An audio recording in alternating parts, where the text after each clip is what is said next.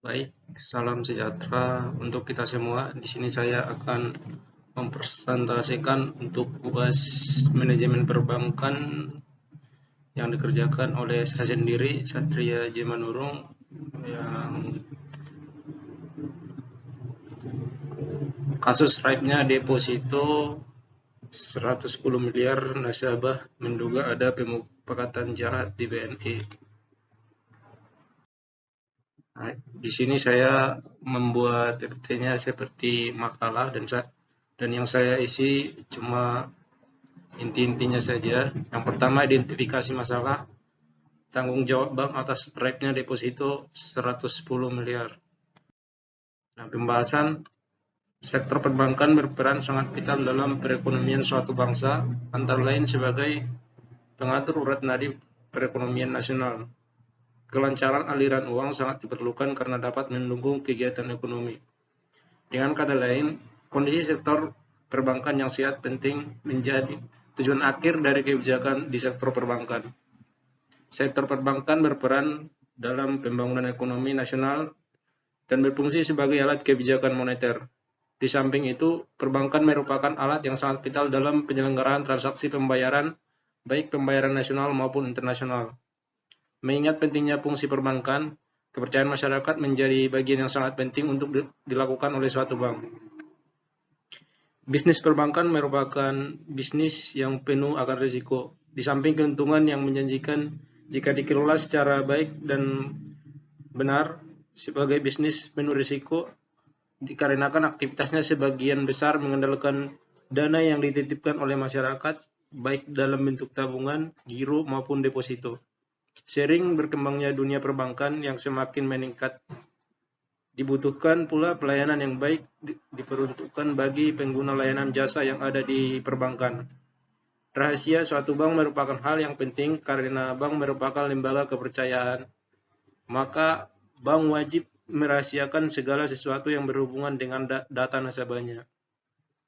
Oleh karena itu, bank sebagai entiti dan pihak terafiliasi, termasuk pegawai dan manajemen bank yang bersangkutan wajib mengetahui dan memperbarui mengenai peraturan rahasia bank.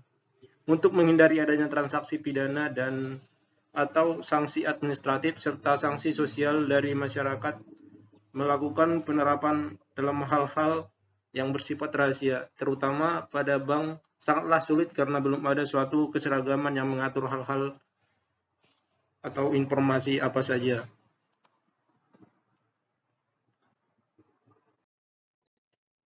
Yang dapat dikategorikan sebagai sesuatu yang dapat dikatakan rahasia oleh bank mengenai informasi dan data-data seorang nasabah. Faktor yang mempengaruhi di sini ada kehati-hatian dalam menyimpan uang di bank.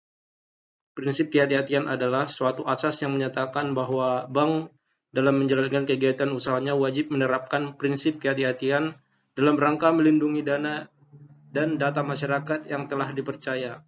Hal ini sesuai dalam pasal 2 Undang-Undang Nomor 10 Tahun 1998 perubahan atas Undang-Undang Nomor 7 Tahun 1992 tentang perbankan bahwa perbankan Indonesia dalam melakukan kemitraannya berasaskan demokrasi ekonomi dengan menggunakan asas kehati-hatian.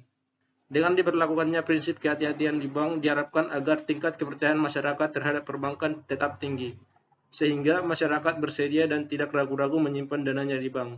Dalam prinsip kehati-hatian terdapat 5 C of credit yang meliputi karakter atau watak, kapasiti atau kemampuan, kapital atau modal, kolateral atau agunan, condition of economy atau prospek usaha dari kreditur. Yang dimana prinsip 5C saling terkait dan tidak dapat dipisahkan. Nah, kesimpulan dari semuanya, masih banyak penyebab terjadinya pelanggaran hilangnya dana nasabah bank oleh oknum pegawai bank. Hal itu tentu tidak hanya merugikan nasabah yang menyimpan uangnya di bank tersebut, namun juga berdampak pada kepercayaan masyarakat untuk menyimpan uang di bank tersebut. Bab ini memiliki tujuan supaya masyarakat mengetahui bentuk tanggung jawab dari bank yang dapat menyebabkan kerugian terhadap nasabahnya yang kehilangan dana simpanannya, dan bagaimana penyelesaian yang akan dilakukan. Bab ini juga merupakan jenis penelitian normatif, yakni dengan studi kepustakaan, kemudian dianalisis. Pendekatan yang digunakan adalah perundang-undangan tentang perbankan guna mengukur tanggung jawab bank.